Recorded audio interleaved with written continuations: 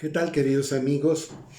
El sábado 8 de octubre, varias personas me hicieron el honor de venir a la biblioteca de la Alameda, la biblioteca José García de Letona, a continuar con nuestro curso taller de filosofía. Y en esa ocasión nos tocó abordar el importante tema del existencialismo, pero el existencialismo de un filósofo muy concreto, Jean-Paul Sartre. Jean-Paul Sartre, francés, ganó en 1964 el Premio Nobel de Literatura. Debo decir que lo rechazó, es decir, no accedió a recibir el premio. Que el premio en sí, aparte del diploma, la medalla, el dinero, que no es cualquier cosa, depende de la inflación, pero en aquella época era como $500,000 y para una sola persona. No ocurre en literatura como ocurre con frecuencia con los ganadores del Nobel de Química o el Nobel de Física, que son 3 o más los que se deben repartir el dinero. Aquí le tocaba aquel $500,000 nada más a Jean-Paul Sartre. Y no lo aceptó, en plena congruencia con sus tesis, en plena congruencia con su pensamiento que manifestó por décadas en varios libros. Hablando de libros, los libros de Jean-Paul Sartre tuvieron mucho éxito. Él no solo escribió tratados de filosofía, tratados sistemáticos, metódicos, con un orden, con una secuencia muy precisos, pero propios para especialistas, sino también escribió cuentos, escribió novelas y obras de teatro. Y eso le aseguró que más personas se interesaran por leer sus textos. La coyuntura también fue propicia, porque Jean-Paul Sartre empezó a publicar libros en el periodo entre las dos guerras mundiales y luego despega al terminar la Segunda Guerra Mundial. De hecho, en octubre de 1945 da una serie de conferencias que fueron recogidas en versión estenográfica y tienen la frescura, tienen el color, tienen la amenidad de la palabra hablada, no solamente la palabra fría, la palabra plasmada en un papel. No, hasta parece que estamos oyendo a Jean-Paul Sartre. Se recopilaron esas pláticas que asistieron miles y miles de personas y atrajeron el interés de muchísimas más. Se recopilaron aquellas pláticas en un libro que se llama El existencialismo es un humanismo. Y aunque es un libro teórico, insisto, tiene la frescura y tiene el color, la amenidad de estar frente a frente, cara a cara, con una persona amable e interesante. Bueno, ¿cuáles son las ideas de Jean-Paul Sartre? Ya que mencioné esta obra del existencialismo es un humanismo, en aquellas charlas de octubre del 45, Jean-Paul Sartre decía que su existencialismo, el existencialismo sartriano, es un ateísmo llevado hasta sus últimas consecuencias. Hay ateísmos que siguen manteniendo la fe en una divinidad, que siguen creyendo en Dios. Tal sería el caso, por ejemplo, de Gabriel Marcel. Pero hay otros decididamente ateos como Albert Camus, como Jean-Paul Sartre, como el mismo Martin Heidegger, aunque él no era estrictamente un antiteo, que a eso llegó a ser por decisión propia Jean-Paul Sartre. Dios no existe y el hombre debe darse cuenta que no hay una esencia prefijada, no hay algo que determine en qué debe consistir el ser humano. Tesis sartriana y existencialista es que la existencia precede a la esencia. ¿Y qué es eso de esencia? En este caso, es el resultado de nuestras decisiones y acciones. Es el resultado de nuestras opciones, alternativas y compromiso. Compromiso efectivo que se traduce en comportamientos y conductas. El hombre no nace hecho. El ser humano no está acabado de origen. El ser humano se hace día tras día, momento a momento. Eso es el existencialismo.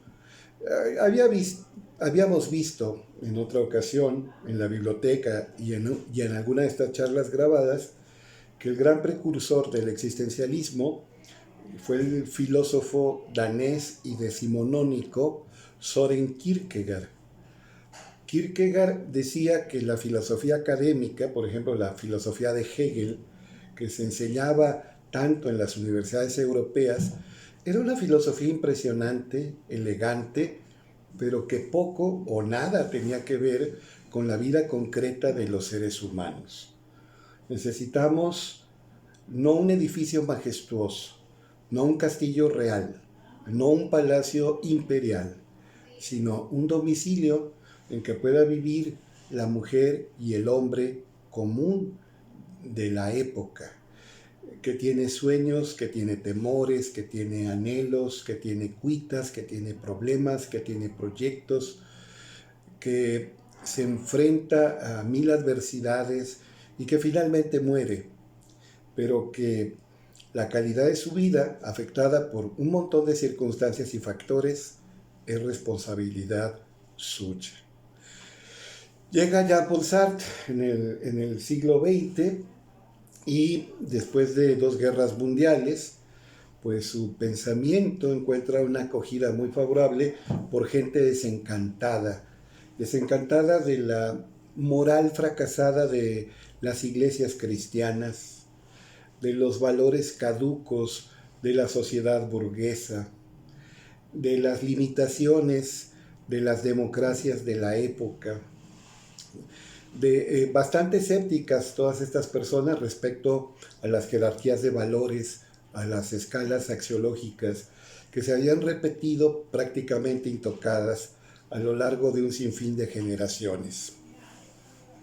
Y Jean-Paul Sartre dice que la existencia, tal como se manifiesta en el siglo XX y después de 2 guerras mundiales, pues da asco.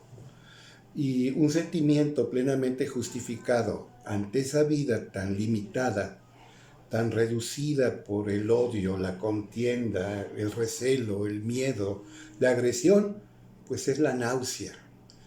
Náusea, ganas de vomitar ante los abusos de los poderosos, ante el sufrimiento de los seres inocentes, ante la enfermedad y la muerte inevitable para todos los seres, pues eso, siendo genuinos, procediendo sin hipocresías, pues debe causarnos náusea, marea, provoca malestar. A propósito, fíjense cómo náusea tiene que ver con lo náutico, es decir, con la nave, y cómo marear tiene que ver con esa sensación incómoda de vértigo, de pérdida de equilibrio y con ganas también de vomitar por el mareo. Marear viene de mar, esa es una etimología obvia, pero parece que la vida es vertiginosa, es turbulenta y nos marea, nos hace perder el equilibrio y nos provoca náuseas. El hombre es una pasión inútil, entendiendo por pasión inútil que tiene propósitos, proyectos, objetivos muy intensos, pero a final de cuentas va a morir, va a sucumbir. La nada es lo que nos espera y probablemente la nada es nuestro origen y es nuestra consistencia real. Simón Bolívar, el liberador del sur, al final de sus días lleno de amargura escribió: «He arado en el mar». Y parece que los existencialistas sartrianos están de acuerdo. Hagamos lo que hagamos, va a ser finito, va a ser efímero, va a ser transitorio, va a ser precario. La muerte se impone para cada individuo. Eso es inevitable. Pero no se piense que Jean-Paul Sartre consciente de la muerte y de lo efímero de la existencia, es un autor derrotista, totalmente pesimista, nihilista en el sentido más pobre de la palabra. No. Jean-Paul Sartre dice que estamos condenados a ser libres y que esa libertad es lo que le da dignidad a la vida humana. Pero esa dignidad es posible siempre y cuando abracemos la libertad, asumamos la responsabilidad de nuestros actos, admitamos las consecuencias y efectos de nuestros comportamientos. La gente que quisiera que otros tomen las decisiones por ellos en sus respectivas vidas son cobardes, y Sartre les llama cerdos. Son animales que tienen la condición propia de cerdos. La responsabilidad de tu vida depende únicamente de ti.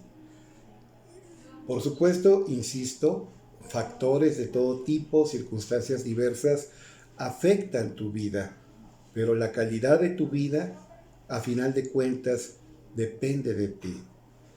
Tú no solamente tienes libertad, sino eres libertad. Estamos condenados a ser libres.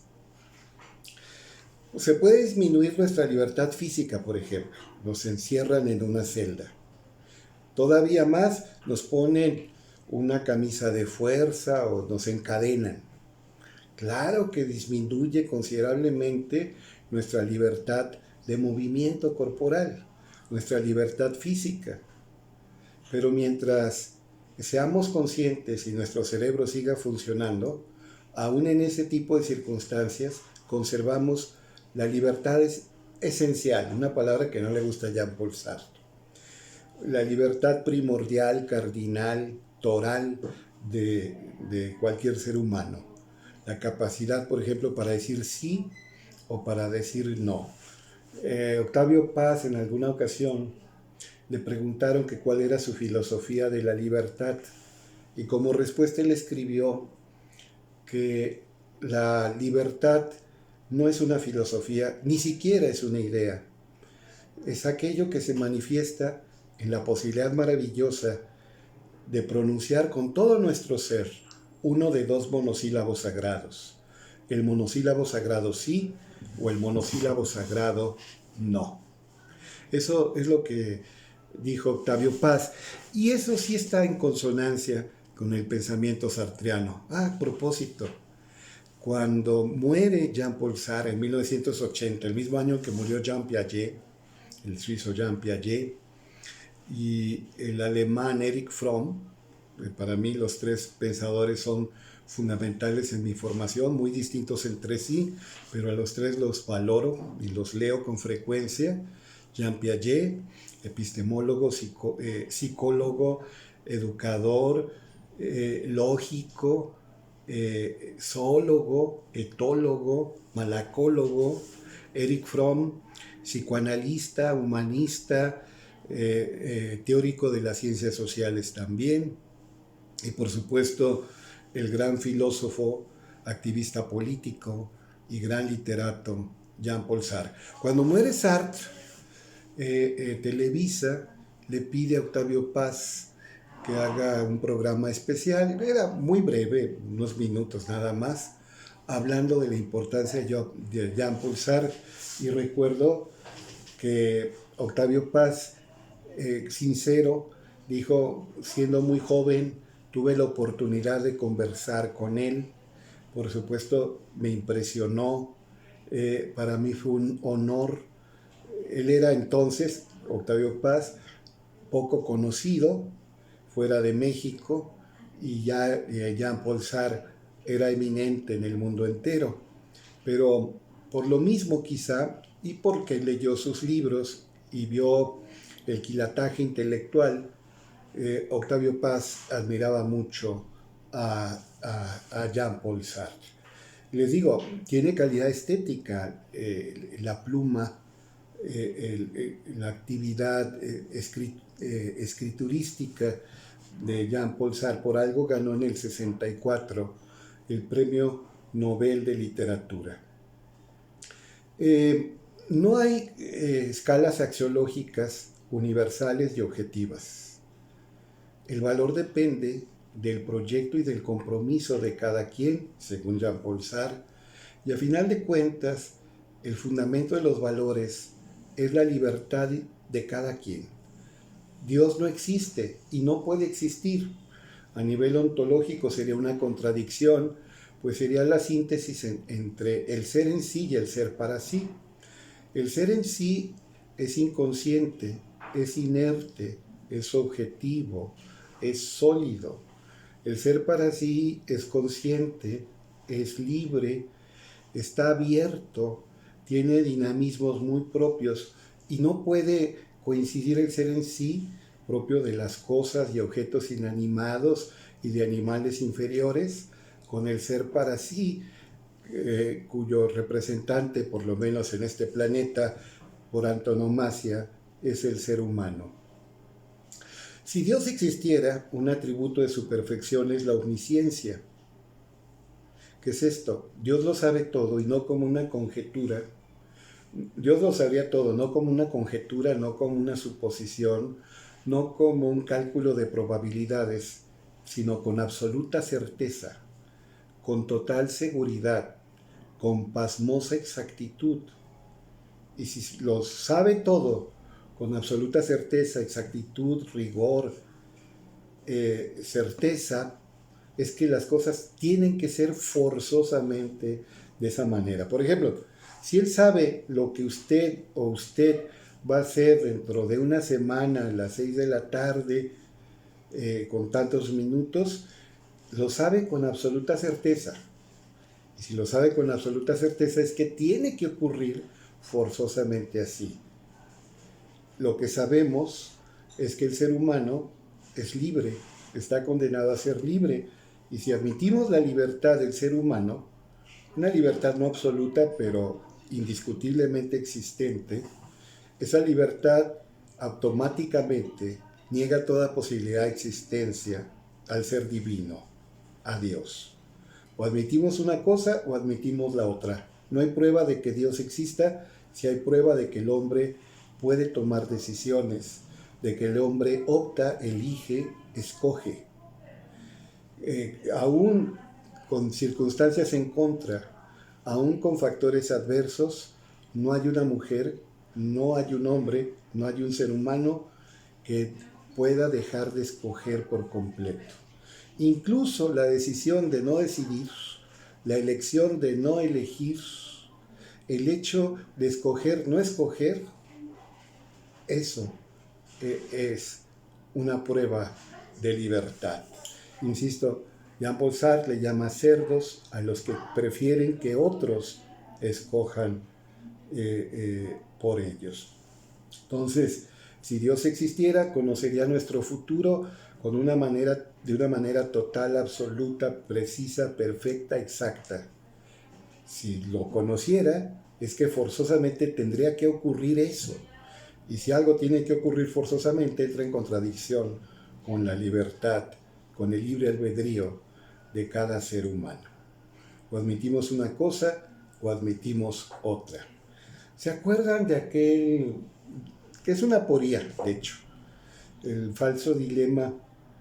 ¿Qué pasaría si una fuerza irresistible se encontrara con un objeto inamovible? Chocara una fuerza irresistible con un objeto inamovible. Por principio de cuentas, la respuesta es clara. O admitimos la fuerza irresistible o admitimos el objeto inamovible. Porque fuerza irresistible da a entender que nada de lo que existe o puede existir podría oponerse, resistir su fuerza. Objeto inamovible da a entender que no hay fuerza, no hay factor, no hay poder, no hay absolutamente nada que pueda provocar el menor movimiento en eso que de suyo es inamovible. O admitimos una cosa o admitimos la otra. El ser humano es libre, por lo tanto, Dios no existe. Y como Dios no existe, no puede ser el fundamento de los valores. Cada quien decide qué es lo valioso, pero debe obrar en consecuencia y debe comprometerse, debe poner su ser en lo que hace. Cada vez que elegimos por nosotros mismos, para nosotros mismos, pero afectando también a todos los demás. Da lo mismo guiar un pueblo que embriagarse a solas, dice Jean-Paul Sartre. Esto que de suyo parece inadmisible, da a entender que lo importante es el compromiso, lo auténtico, lo genuino, la congruencia honesta. El acto en sí mismo vale, pero vale siempre y cuando represente el compromiso, la acción efectiva, el trabajo auténtico de la persona que opta y actúa. Entonces no hay escala de valores que valga en todas partes, que sea universal y que sea objetiva. Jean-Paul Sartre consideraba que las relaciones humanas en el siglo XX, en el sistema capitalista, con la mentalidad burguesa, pues se habían cosificado. El amor, lo que llamamos amor, es una mercancía, es un acto de trueque, es una actividad de intercambio comercial, donde hay intereses mezquinos y egoístas, y se cobran facturas. En el amor convencional, en el amor que predomina en la sociedad burguesa, hay buena dosis de sadismo y masoquismo y de utilización de las personas como si fueran objetos. Él no descarta la posibilidad de un amor auténtico, y de hecho, él a su manera lo vivió o trató de vivirlo con su compañera afectiva y sexual más constante, con la gran escritora francesa Simone de Beauvoir. Él no creía en el matrimonio, en civil y menos en el religioso, pero decía que Simone de Beauvoir, filósofa y literata como él, gran pensadora como él, era para él un amor necesario. Él tuvo infinidad de relaciones con muchas mujeres, pero estos eran amores contingentes, es decir, amores para el olvido, amores efímeros, amores de un rato. El amor que sintió por y con Simone de Beauvoir era un amor necesario. Las personas no se poseen, no son cosas. Los seres humanos no son propiedad de nadie.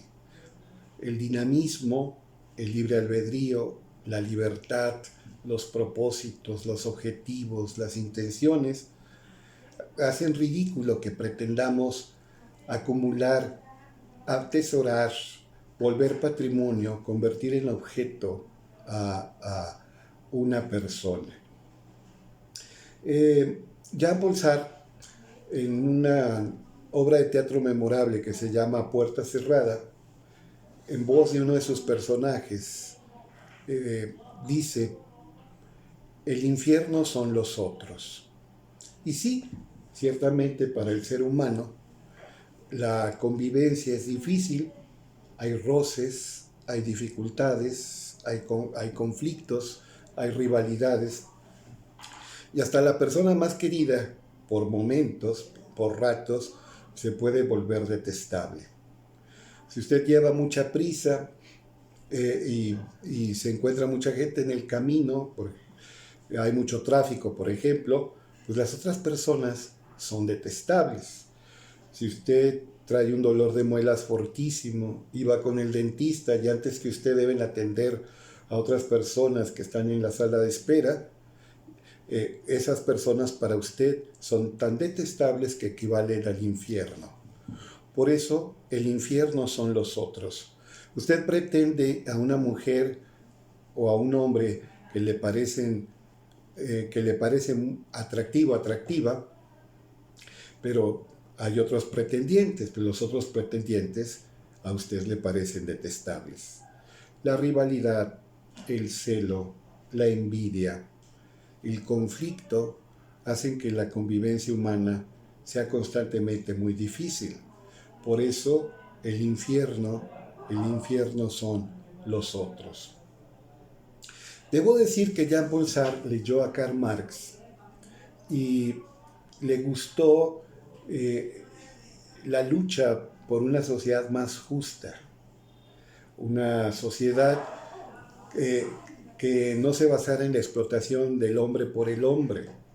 Y él militó en el Partido Comunista Francés, aunque tuvo muchas dificultades con sus compañeros comunistas. Algunos le parecían dogmáticos, fanáticos, cerrados de entendederas. Me acuerdo una frase de Jean-Paul Sartre. Los marxistas, por supuesto, no se refería a todos los marxistas, se refería a algunos que él conoció y padeció. Los marxistas son perezosos, quieren saber de historia sin estudiar historia, quieren saber de ciencias sociales sin estudiar ciencias sociales. Sí, hay gente así como los fundamentalistas cristianos que se aprenden de memoria versículos bíblicos, pues también hay algunos activistas políticos que se aprenden de memoria frases de Marx, de Engels, frases leninistas o trotskistas y de otros líderes y pensadores de izquierda y las espetan, las vomitan, las escupen, pero no han reflexionado ni analizado sus implicaciones y consecuencias. Por eso él escribió un libro memorable que se llama Crítica de la razón dialéctica, donde abrazando las tesis fundamentales del marxismo, pues ataca toda forma dogmática y fanática de asumir aquella rica visión sociopolítica, económica y filosófica que parte de las ideas de Karl Marx. De Jean-Paul Sartre se puede decir muchas cosas. Debo decir que a los jóvenes les llegó porque la coyuntura fue muy propicia e insisto, porque es más grato leer un cuento o una novela o atestiguar, presenciar una obra de teatro que meterse a bucear en un tratado filosófico, aunque también tiene tratados filosóficos. El ser y la nada es un tratado filosófico, es como la respuesta al ser y el tiempo de Martin Heidegger. El existencialismo es un humanismo, aunque sean unas conferencias recogidas en su versión estenográfica, pues también constituyen de por sí un tratado filosófico. Pero a la gente le gustó más la novela La náusea, o la colección de cuentos El muro, o la obra de teatro A puerta cerrada. Jean-Paul Sartre conoció a Fidel Castro, a Camilo Cienfuegos y a Ernesto Guevara de la Serna, y sí, lo expresó tal cual. A él y a Simone de Beauvoir, el Che Guevara le parecía el hombre más auténtico que habían conocido en su época. ¿Se equivocaron? Usted dígalo. Por supuesto que el Che Guevara es admirable en muchas cosas, pero también es criticable en otras tantas. Como todo ser humano tiene sus contradicciones y tiene sus claroscuros. Pero a Jean-Paul Sartre le parecía el epítome, el punto máximo de congruencia, de autenticidad en un ser humano. Y también debo decir, y no debemos culparlo del todo, que decepcionado por supuesto del capitalismo norteamericano y en sus manifestaciones también que se dieron en Europa, en toda forma de capitalismo, y estudiando el socialismo soviético, Jean-Paul Sartre llega a creer y a defender hasta con virulencia el modelo maoísta, la construcción en China popular del socialismo en aras del comunismo. Debo decir también que no hubo un gobierno que sacrificara tantos millones de seres humanos como el gobierno de Mao Zedong, o como ahora se acostumbra a decir Mao Zedong. Ni Hitler y Mussolini sumados, ni Stalin por otra parte, ya de izquierda, ocasionaron la muerte de tantos seres humanos como Mao Zedong o Mao Zedong. Proporcionalmente hay otro que supera en muertes proporcionalmente a Mao Zedong, Pol Pot, que con su grupo o partido, el Khmer Rouge, se apoderó de Camboya, le llamó Kampuchea y provocó la muerte de la cuarta, hay quien dice la tercera parte de la población de aquella nación vecina de Vietnam. Bueno, hay que leer a Jean-Paul Sartre. Ciertamente nos hace falta una buena dosis de frescura de miras, de espíritu crítico, de creatividad, de consideración alternativa. Meternos a leer a fondo a un filósofo no significa que estemos de acuerdo con lo que dijo y que aceptemos todas sus conclusiones, pero son pensadores que merecen nuestro estudio, que merecen nuestra reflexión y que nos ayudan a agudizar nuestro intelecto. Potencialmente nos pueden ayudar también a vivir mejor.